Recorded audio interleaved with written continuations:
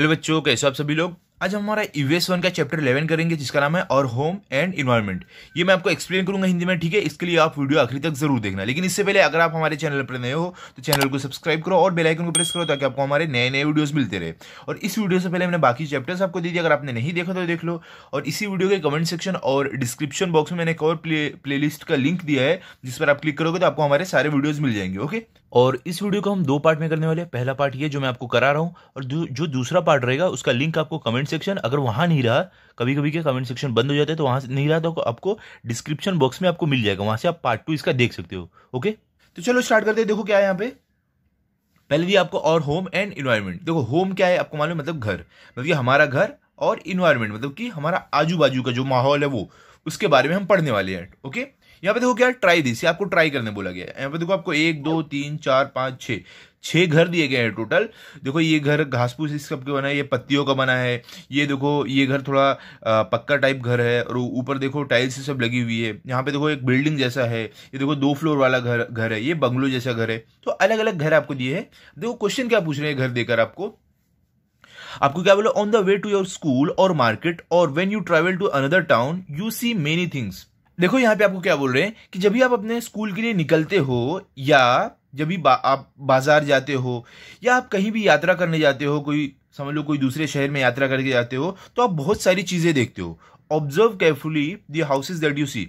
आप क्या बोल रहे हैं कि जो भी आप घर देखते हो ना, उसको अच्छे से देखो, मतलब उनको ध्यान से देखो। जब भी आप स्कूल जाओ या मार्केट में मतलब बाजार में जाओ या कोई दूसरे शहर में जाओ यात्रा करके, तो आपको हर एक घर को ध्यान से देखना है, ओके। आगे क्या, note the construction, shape, building material and other aspects of the different houses. अब आपको क्या बोल रहे हैं, आपको क्या करना है, वो जो घर है वो कैसे बना है, उसका शेप मतलब उसका आकार कैसा है, और इसमें कौन सा सामान लगा है, ये सारी चीजें क्या बोल रहे हैं, जो ये सारी चीजें जो घर को बनाने में लगी है वो सब भी आपको ध्यान देना है, ठीक है। जब आप कहीं भी यात्रा करके जाओगे आपको अलग अलग तरीके का घर देखने मिलेगा, तो ये सब चीजें आपको ध्यान रखनी है कि उसका जो कंस्ट्रक्शन है वो कैसा है, उसका आकार कैसा है, और उसमें कौन सा सामान लगा है उस घर को बनाने में, ओके। अभी देखो आगे क्या है आपको, do some of the houses resemble the specimens shown above. अब देखो क्या बोल रहे हैं कि क्या जो आप घर देखते हो अपने स्कूल जाते समय, बाजार जाते समय या यात्रा करते समय, वो इन घरों जैसे दिखते हैं क्या? दिखते होंगे ना बच्चों। देखो आप अगर समझ लो, आप थोड़ा शहर, जहां पे शहर वाला इलाका है वहां पे आप रहते होगे, तो आपको बिल्डिंग दिखती होगी ऐसे जब आप स्कूल से अपने स्कूल के लिए निकलते हो या कहीं भी जाते हो। या तो अगर आप समझ लो आप अपने गांव के साइड जाओगे तो आपको ऐसे टाइप का थोड़ा घर देखने मिलेगा, जो झोपड़ा ये सब रहता है वो ये सब टाइप का देखने मिलेगा।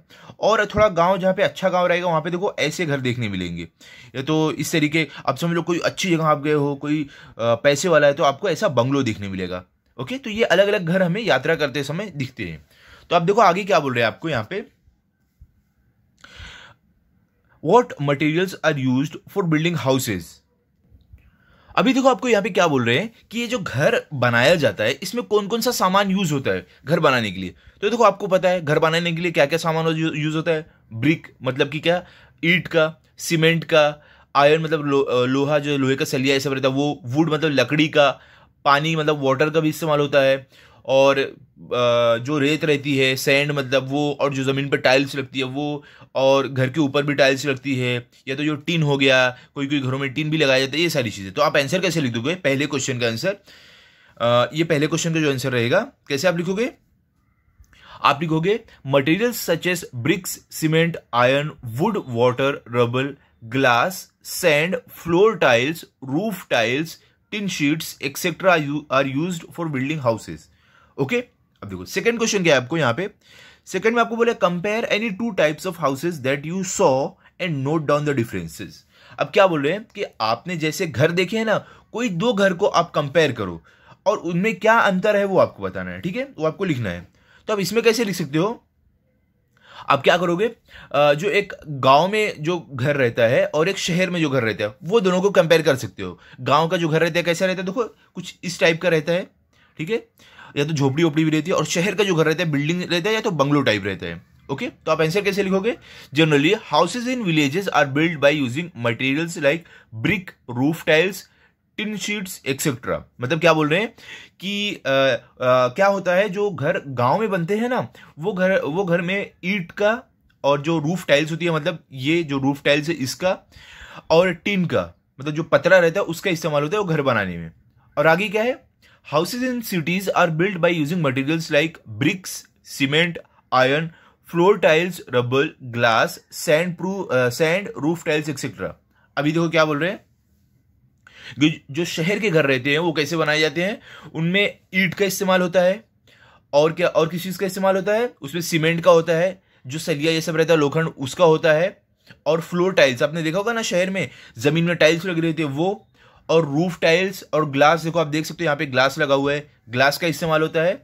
तो ये सारी चीजों का इस्तेमाल होता है शहर में घर बनाने के लिए। ओके, अब देखो थर्ड आपको क्या है, थर्ड में आपको दिया गया है what are the different things from which a house gives us protection. अब क्या बोल रहे हैं कि वो कौन कौन सी अलग अलग चीजें हैं जो हमें घर में रहने से प्रोटेक्शन, मतलब सुरक्षा देती है। तो आप कैसे लिखोगे इसका आंसर, आप लिखोगे a house protects us from sun, wind, cold and rains. मतलब कि जो एक घर रहता है वो हमें सूरज की एकदम बहुत ही ज्यादा तेज जो रोशनी रहती है, जो गर्मी रहती है, उससे हमें बचाता है, और हमें हवा से बचाता है, हमें ठंड और बारिश से बचाता है हमारा घर। ठीक है, और आगे क्या, it also protect us from wild animals and keep us safe from anti social elements. और क्या आपके क्या लिखोगे कि इससे क्या होता है, इससे हम जो जंगली जानवर रहते हैं उनसे भी सुरक्षित रहते हैं, क्योंकि वो हमारे घर के अंदर नहीं आ सकते हैं, और जो समझ लो चोर हो गए या जो भी डाकू ये सब हो गए, वो उन सब से भी हमें सुरक्षित रखता है, क्योंकि घर के अंदर हम बंद रहते हैं अच्छे से। ओके, चलो भी आगे क्या, फोर्थ में क्या देखो, in what way are the houses A, B and C different, which of them appears to be the safest. अब देखो क्या बोल रहे हैं यहाँ पे कि ये जो ए बी सी हाउस है ये तीनों कैसे अलग हैं, और इन तीनों में से कौन सा घर सेफ है, सबसे ज्यादा सुरक्षित है। तो आप देखोगे, देखो ये घास फूस का बना है, ये पत्तियों का बना है, ये दोनों घर को अगर कोई चाहेगा आसानी से तोड़ के अंदर आ सकता है, अपने हाथ से ही कोई करके अंदर आ सकता है। लेकिन ये देखो, ये घर है थोड़ा ईंट का बना हुआ है, और ऊपर देखो टाइल्स लगी हुई है, तो ये घर में किसी को घुसना मुश्किल है, क्योंकि इसको तोड़ना बहुत मुश्किल है। तो पत्ती और घास फूस का ये आराम से टूट सकता है, तो इसके लिए कौन सा सेफ रहेगा, सी वाला घर जो है ये ज्यादा सेफ रहेगा। ओके, तो आप कैसे लिख दोगे इसका answer, the house A is made up of clay and mud. मतलब कि जो हाउस ए है ये वाला, ये मिट्टी से बना हुआ है। The house B is made up of leaves and sticks. और क्या बोले, जो ये बी हाउस है ये लकड़ी और पत्तियों से बना हुआ है। ठीक है, the house C is made up of cement bricks. और क्या बोले, जो हाउस सी है वो सीमेंट और ईंट का बना हुआ है, cement, bricks, rubble and roof tiles.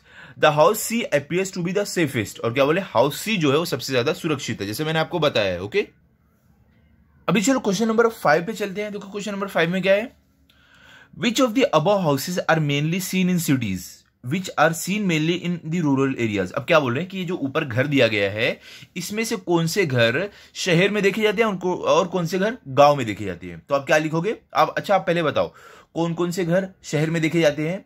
अगर आप देखोगे, देखो ये वाला घर, ये और ये देखो बिल्डिंग है ना, ये बिल्डिंग तो शहर में देखी जाती है। और देखो ये जो 2 माले वाला घर है ये भी शहरों में रहता है, और ये बंगलो भी शहर में देखा जाता है।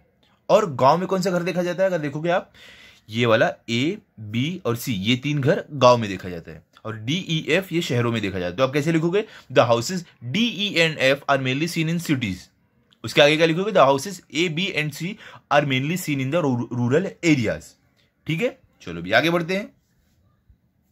अब देखो 6 में आपको क्या दिया गया है, think about your own environment and the climate there and choose the most suitable house for yourself by putting a right tick in the box near the picture. अब देखो क्या बोल रहे हैं कि आप जहां पर रहते हो उसके इन्वायरमेंट के बारे में सोचो, वहां पे आजू बाजू का माहौल कैसा है और वहां पे क्लाइमेट कैसा, मौसम कैसा है, वो सोचने के बाद आपके लिए रहने के लिए सबसे अच्छा घर कौन सा है आपको उसके सामने टिक करना है। ओके, तो चलो अगर आप देखोगे, अगर आप समझ लो शहर में रहते हो तो आपके लिए कौन सा ज्यादा सेफ रहेगा, आप बताओ। देखो अगर बहुत ज्यादा पैसे हैं तो वो इंसान ऐसे घर बना सकता है बंगलो, लेकिन अगर हमारे पास समझ लो कम पैसे, ज्यादा पैसे नहीं है, तो हम बिल्डिंग में रहना ज्यादा प्रीफर करेंगे, क्योंकि ये थोड़ा सस्ता यहाँ पे घर रहता है और सेफ भी रहता है, बहुत सारे लोग के साथ रहेंगे, ये वाला। ओके, और अगर समझ लो आप गाँव साइड रहते हो, ओके, तो इन तीनों घर में से सबसे ज्यादा सेफ क्या रहेगा, समझ लो थोड़े पैसे आपके पास तो अच्छे से एकदम घर बनवा लेने का, ताकि कभी कुछ चोरी ये सब नहीं हो, तो ये वाला घर सबसे ज्यादा सेफ रहेगा गांव के लिए। ओके, चलो भी आगे चलते हैं। अब देखो यहाँ पे क्या आपको बोल रहे हैं, यहाँ पे आपको बोल रहे हैं we saw different types of houses in the picture. बोले कि हमने जो ऊपर पिक्चर दी गई है इसमें अलग अलग तरीके के घर हमने देखे। Their main uses can be listed as follows. और क्या बोले, उनकी जो खास जरूरत होती है वो ये सब है। क्या है? शेल्टर मतलब एक रहने की जगह, रेस्टिंग प्लेस मतलब कि आराम करने की जगह, protection against the sun, wind, cold and the rains मतलब कि सुरक्षा किससे? सूरज से, हवा से, ठंडी से और बारिश से, ये सब हमें घर देता है। और क्या? प्रोटेक्शन फ्रॉम वाइल्ड एनिमल्स, और घर हमें क्या देता है? हमें जंगली जानवरों से सुरक्षा देता है। Keeping ourselves safe from anti social elements, और हमें जो भी चोर डाकू जो भी ये सब रहते हैं उन सब से हमें सेफ रखता है, उन सब से हमें सुरक्षित रखता है कि वो हमारे तक नहीं पहुंच पाए। ओके, चलो अभी अगले पेज पे चलते हैं, देखते हैं हमें अगले पेज पे क्या दिया गया है। यहां पे देखो आपको बोल रहे हैं मेक फ्रेंड्स विद मैप्स मतलब कि नक्शे के साथ दोस्ती करो। मैप मतलब क्या होता है? नक्शा। ओके, तो देखो यहाँ पे आपको अलग अलग टाइप के घर दिए गए हैं और बीच में हमारा जो भारत देश है उसका नक्शा दिया गया है।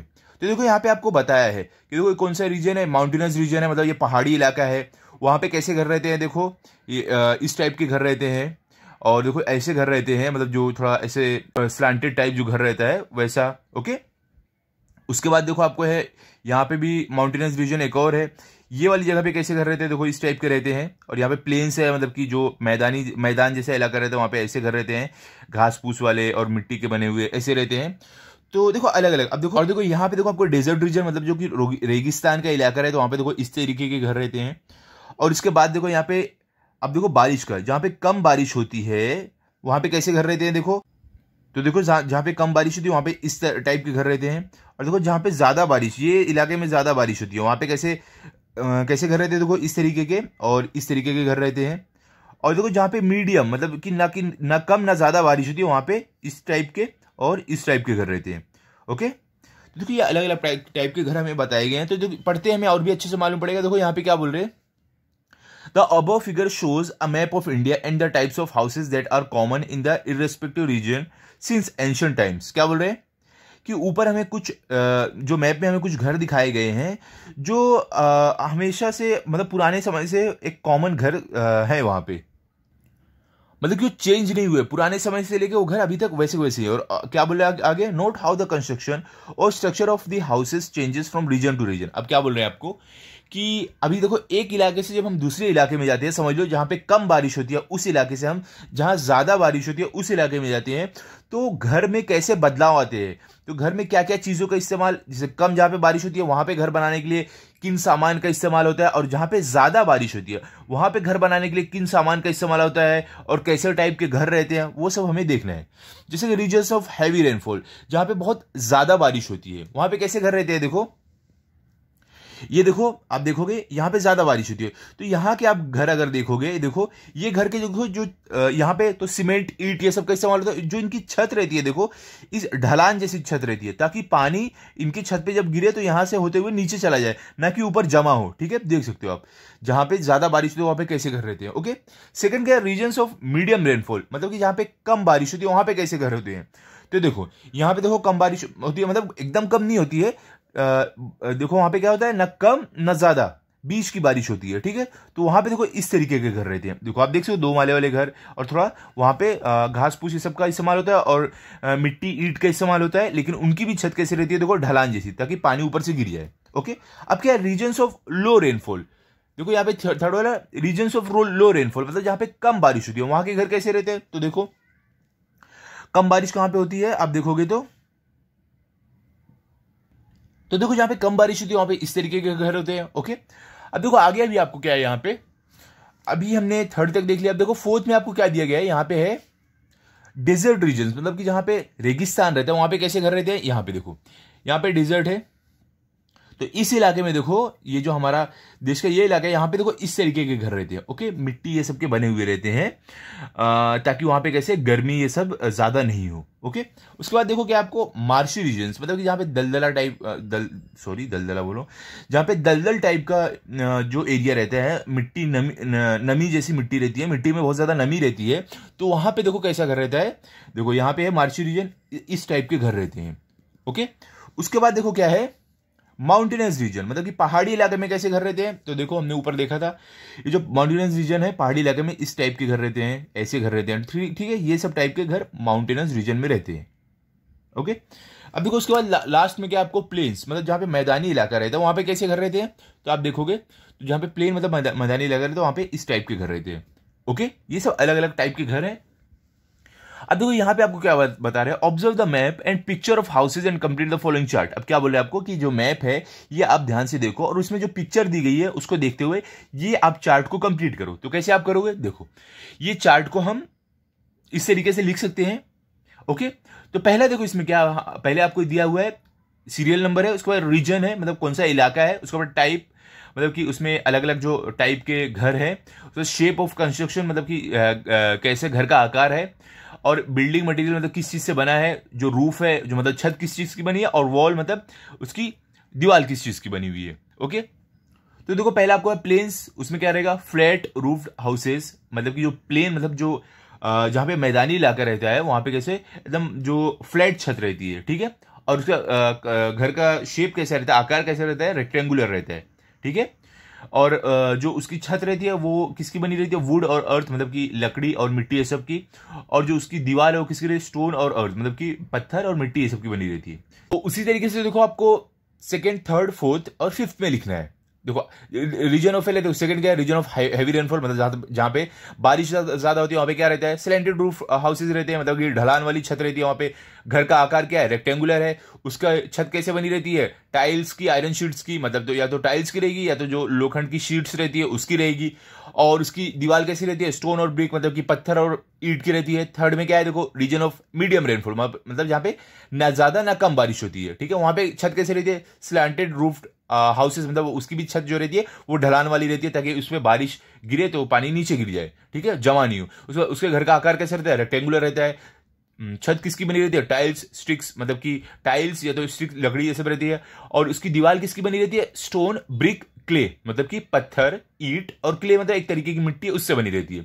फोर्थ में क्या आपको रीजन ऑफ लो रेनफॉल, मतलब कि जहां पे कम बारिश होती है, या तो डिजर्ट रीजन मतलब जहां पे रेगिस्तान वाला इलाका रहता है, वहां पे देखो जो घर का आकार कैसा रहता है, houses made up of stones and clay, मतलब कि वहां पे जो घर रहते हैं वो पत्थर या तो क्ले के बने रहते हैं, और उनका जो घर का आकार रहता है वो तो रेक्टेंगुलर या तो स्क्वायर में रहता है, और उसकी छत कैसी किसकी बनी रहती है, लीव्स, स्टिक्स, ग्रास मतलब पत्ती, लकड़ी और जो घास फूस रहती है उसकी मिलकर बनी रहती है, और दीवार किसकी रहती है, स्टोन्स, ब्रिक्स, क्ले मतलब कि पत्थर जो रहते हैं छोटे छोटे उसके, और ईंट और क्ले ये सब के बने रहते हैं। पांचवी में क्या रहेगा आपका, मार्शी रीजन्स, मतलब कि क्या, जो दलदल वाला इलाका रहता है जहां पे मतलब मिट्टी में नमी रहती है, वो कैसे बना रहता है, houses made up of grass and clay, मतलब कि वहां पे घर कैसा बना रहता है, घास फूस और क्ले ये सब का बना रहता है, और घर का आकार कैसे रहता है, रेक्टेंगुलर एंड स्क्वायर मतलब क्या, तो रेक्टेंगल में रहता है या तो स्क्वायर में रहता है, और उसकी छत कैसी रहती है ऐसे इलाके की घर की, ग्रास, लीव्स, बाम्बू ब्रांचेस मतलब कि जो घास फूस रहती है, पत्तियां रहती है, और जो बाम्बू मतलब जो बाम्बू के जो पेड़ ये सब रहते हैं उनके जो ब्रांचेस रहते हैं उसकी बनी रहती है, और उनकी वॉल कैसी रहती है, मड बाम्बू मतलब कि जो मड रहता है, जो मतलब गीली मिट्टी या तो आप कीचड़ बोल सकते हो, कीचड़ मतलब गीली मिट्टी रहती है उसकी मदद से बनाते हैं, और बाम्बू और उसकी मदद से। ओके, तो ये अलग अलग तरीके के घर है, ठीक है। अब देखो आपको बी में क्या बोल रहे हैं, यहां पे आपको find and note down the reason why this difference occur in the construction of houses according to the region. अब यहां पे क्या बोल रहे हैं आपको कि आपको ढूंढना है और ये पता लगाना है कि जो अलग अलग जगह पे घरों का आकार जो अलग अलग हो जाता है किस वजह से होता है। तो आप देखो उसमें भी ये लिख सकते हो आप, इससे पहले क्या आप लिखोगे, types of houses in different region, और region changes in the construction of house मतलब वजह क्या है। पहले में क्या है, flat roofed houses in plains मतलब कि जो प्लेन वाला इलाका, जो मैदानी इलाका रहता है वहां पे क्यों उनकी छत प्लेन एकदम रहती है, क्यों, availability of plain surfaces of land in large quantity, मतलब कि वहां पे जो छत मतलब जो हाउसेस प्लेन रहते हैं, बड़े रहते हैं, और वहां पे कैसे एक के ऊपर एक माला इसके लिए नहीं बनाते क्योंकि वहां पे क्या होता है, एरिया ज्यादा मिलता है। और देखो क्या सेकंड में क्या, slanted roof houses in region of heavy rainfall, मतलब कि जहां पे ज्यादा बारिश होती है वहां पे ढलान वाली छत क्यों बनाते हैं, तो क्या रहेगा, for avoiding sinking of water on the roof, मतलब कि छत पे पानी नहीं जमा हो और वहां से पानी नहीं टपके अंदर, इसके लिए वहां पे ढलान वाली छत बनाते हैं। फिर क्या है, slanted roofed houses in the region of medium rainfall, मतलब कि मीडियम रेनफॉल मतलब जहाँ पे ना बारिश ज्यादा ना कम, मतलब मीडियम में जहाँ बारिश होती है वहां पे कैसे घर बनते हैं, वहां पे भी ढलान वाली छत रहती है। क्यों, वही वजह है ताकि बारिश ऊपर जमा ना हो, मतलब for avoiding sinking of water on the roof, ठीक है, और ना वहां पे अंदर जमा हो ना उनके घर में पानी टपके। फोर्थ क्या, houses made up of stones clay in the region of low rainfall and desert region, मतलब कि जो जहाँ पे कम बारिश होती है, जहाँ पे रेगिस्तान वाला इलाका रहता है वहां पे घर क्ले सब क्यों बने रहते हैं, for cooling effect in the house, मतलब कि ताकि घर में ठंडक हो। आपने सुना होगा ना, जो मिट्टी का घर रहता है गर्मी के समय वहां पे ठंडक रहती है, वही वजह है, ठीक है। उसके बाद देखो आपको फिफ्थ में क्या, houses made up of grass clay and marshy region. उसके बाद देखो आखिरी में आपको क्या रहेगा, फिफ्थ में house made up of grass clay and marshy region, मतलब कि जो घर रहते हैं ग्रास क्ले सब के बने रहते हैं, दलदल जो इलाका जहां पे मतलब मिट्टी में नमी रहती है वैसी जगहों पे क्या रहता है, वहां पे क्यों ऐसा बनाया जाता है, for making light weight houses, ताकि वहां पे घर हल्के घर बने। क्योंकि देखो नमी मिट्टी में रहती है तो कैसे घर अगर ज्यादा भारी बनेगा तो घर धंसने लगता है थोड़ा जमीन में, मतलब अच्छे से नहीं हो पाता, इसके लिए। ओके, चलो अभी आगे देखते हैं। अब देखो यहाँ पे आपको क्या दिया गया है, people build houses to suit the climate of their region, मतलब कि लोग घर बनाते हैं किसके हिसाब से, जो उनके यहाँ का जो क्लाइमेट जो मौसम रहता है उसके हिसाब से, using the natural resources that are available, मतलब कि जो भी नेचुरल रिसोर्सेज मतलब जो भी वहां पे प्रकृति द्वारा चीजें अवेलेबल रहती है उसके मदद से, ठीक है। जैसे कि अभी महाराष्ट्र में हो गया पत्थर ये सब ज्यादा मिलते हैं, ईंट ये सब, तो पत्थर ये सब की मदद से घर बनाते हैं लोग, ठीक है। आगे क्या, difference in the construction and building material give rise to different types of houses, क्या बोल रहे हैं कि अलग अलग जो कंस्ट्रक्शन मतलब जो घर बनाने का तरीका या तो घर बनाने का जो सामान यूज होता है उसकी वजह से अलग अलग तरीके के घर बनते हैं। Water, food, clothing and shelter are the basic needs of every human being, क्या बोल रहे हैं, पानी, खाना, कपड़ा और मकान, ये चीजें हर एक इंसान की निजी जरूरत है। Okay, however these needs are not fulfilled in case of each and every person, क्या बोल रहे हैं, लेकिन ये जो निजी जरूरत है ये हर एक इंसान की पूरी नहीं हो पाती है। Then the following situations arise, क्या बोल रहे हैं, इस कारण क्या होता है, ये सारे हालात आते हैं। कैसे हालात आते हैं, देखो यहाँ पे around us we see many people who lack shelter, क्या बोले कि हमारे आजू बाजू हम देखते हैं बहुत सारे लोग हैं जिनके पास घर नहीं होता है।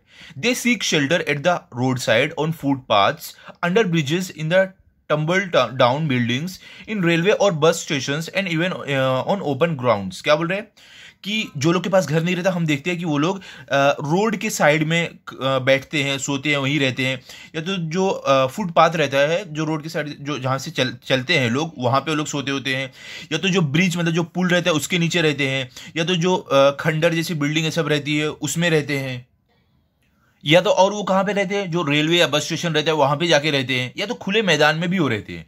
मेन यहाँ पे आप देखो, अगर आप देखोगे आगे तस्वीर में देख सकते हो आप कैसे, देखो ये बेचारे लोग रोड के फुटपाथ पे जो साइड में है देखो वहां पे अपना एक झोपड़ा बना के ऐसे रहते हैं, आपने भी देखा होगा ये, ठीक है। और क्या देखो आगे, many people are forced to be homeless because they have insufficient और नो मीन्स ऑफ लिवलीहुड, क्या बोल रहे हैं, बहुत सारे लोग जो रहते हैं उनको समझ लो एक तरीके से जबरदस्ती उनको बेघर होना पड़ता है, घर नहीं ले सकते हैं क्योंकि उनके पास कुछ कमाई या कुछ काम उनका कुछ जरिया नहीं होता है। ओके, आगे देखो अभी आपको क्या यहाँ पे, a section of our society being homeless is a social problem, क्या बोल रहे हैं कि हमारी जो सोसाइटी हमारा जो समाज है उसमें जो लोग बेघर होते हैं समझ लो एक सामाजिक प्रॉब्लम होती है। That is why the government implements many schemes to provide homes to the homeless, क्या बोल रहे हैं, इस कारण क्या होता है जो गवर्नमेंट जो सरकार रहती है वो बहुत सारी स्कीम्स ला रही है, मतलब जो योजना रहती है अलग अलग गवर्नमेंट लेकर आते हैं ताकि जो लोग होमलेस मतलब जिनके पास घर नहीं हो उनको घर देने के लिए, ठीक है। In some of the cities the government makes night shelter available to the homeless, क्या बोले, कुछ कुछ शहरों में क्या होता है जो वहां की सरकार है ना वो क्या करती है, रात को जो गरीब जो बेघर लोग रहते हैं उनके लिए रात के रहने के लिए घर बना के रखे हैं कि वो लोग बाहर जाए, दिन को चाहिए तो कहीं काम वाम करके आ जाए, जिसके लिए वो अपना खाना पीना जिससे करते हैं वो, और रात के टाइम आके वहां पे सो सकते हैं, ऐसा गवर्नमेंट ने बना के रखा है। ओके, अभी यहाँ पे क्या, वाई पीपल बिकम होमलेस, मतलब कि लोग क्यों बेघर हो जाते हैं। तो देखो यहां से हम स्टार्ट करते हैं। पहली वजह क्या है, इनएडिक्वेट इनकम, मतलब कि उनके पास जो इनकम जो उनकी पगार रहती है वो बहुत कम रहती है। अनएम्प्लॉयमेंट मतलब कि बेरोजगारी के कारण होता है। फिजिकल एंड मेंटल डिसऑर्डर मतलब कि शारीरिक या तो दिमागी तौर से जो लोग परेशान होते हैं उनके साथ होता है, या तो जो पागल रहता है आप बोल सकते हो उनके साथ। नेचुरल डिजास्टर मतलब कि जब भी बाढ़ भूकंप ये सब आ जाता है, जब प्रकृति बहुत बड़ा प्रकृति का कुछ तबाही मतलब प्रकृति की तबाही ये सब आ जाती है वो टाइम पे होता है। पोवर्टी मतलब क्या, गरीबी ये सब की वजह से भी होता है। लैक ऑफ अफोर्डेबल हाउसिंग मतलब कि वो घर को अफोर्ड नहीं कर सकते, खरीद नहीं सकते, इस वजह से भी होता है। Okay, I get we all have a right to clean portable water, sufficient food, a safe shelter and education. क्या बोल रहे हैं कि हमारा ये एक हक है कि हमें साफ पानी, अच्छा खाना और रहने के लिए एक सुरक्षित घर और शिक्षा मिले। ये शिक्षा मिले, ये सभी का हक है। ठीक है, आगे क्या है देखो, ये यहाँ पे पूछ रहे हैं व्हाट्स द सॉल्यूशन, मतलब इसका सॉल्यूशन क्या है, किस चीज का। देखो, construction work is going on opposite Ajit house. क्या बोले कि कंस्ट्रक्शन का काम चल रहा है, मतलब घर बनने का या कोई चीज, कोई घर बिल्डिंग या कोई ऑफिस बन रही है अजीत के घर के सामने। That means constant loud noise and a lot of dust in the air. मतलब कि क्या बोले, इस वजह से क्या हो रहा है, बहुत ज्यादा आवाज लगातार आ रही है और लगातार धूल उड़ते जा रही है, धूल मिट्टी। Ajit and his family have to suffer this all the time. क्या बोले, अजीत और इसकी जो फैमिली है, जो परिवार है, उन लोगों को पूरे समय ये झेलना पड़ता है। What can Ajit do to find a way out of this problem. क्या बोले कि अजीत इस ये जो दुविधा, जो प्रॉब्लम है, इसमें से कैसे निकल सकता है। तो आपको समाधान देना है, आप कैसे बता सकते हो। पहला काम देखो अजीत कर सकता है, आप क्या लिखोगे, keeping the doors and Windows of house closed when the construction work is going on. मतलब कि जब भी कंस्ट्रक्शन का काम चल रहा हो तब अजीत क्या कर सकता है, अपने घर का दरवाजा और खिड़कियों का जो दरवाजा है वो बंद करके रख सकता है। ठीक है, तब धूल ये सब अंदर नहीं आएगी और घर में आवाज भी जो रहेगी कम आएगी। और क्या कर सकता है Ajit, use of handkerchief while going out of the house. मतलब जब घर के बाहर निकले तो वो रुमाल अपने मुंह पे रख ले, ताकि क्या हो, उसके मुंह पे मतलब उसके मुंह से उसके पेट के अंदर धूल नहीं जाए, मतलब सांस लेते टाइम। ओके, और क्या कर सकता है Ajit, using ear plugs during irritable noise. मतलब कि अपने कान में कुछ डाल सकता है, जैसे कि कॉटन ये सब हो गया, ईयर प्लग या तो जिसे बोलते हैं वो आता भी है, तो कान में डाल ले ताकि आवाज बहुत ज्यादा उसके कानों में जाके लगे नहीं। या तो एक और काम कर सकता है Ajit, requesting the constructor to use less machines. मतलब कि जो वहां पे काम कर रहे हैं उनसे जाके ये बोल सकता है कि आप लोग थोड़ा कम मशीन यूज करो ताकि कम आवाज आए। ओके, तो ये सारे अलग अलग। तो बच्चों यहाँ तक हम पार्ट 1 में, यहाँ पे हमारा पार्ट 1 खत्म हो रहा है, यहाँ तक हम पार्ट 1 में करेंगे और इसके आगे का जो है हम पार्ट 2 में भी करेंगे। ठीक है, तो अभी मिलते हैं हम अगले वीडियो में। अगर आपको ये वीडियो अच्छा लगा हो तो आप इस वीडियो को लाइक करो, अपने दोस्तों के साथ शेयर करो और चैनल को सब्सक्राइब करो। Thank you.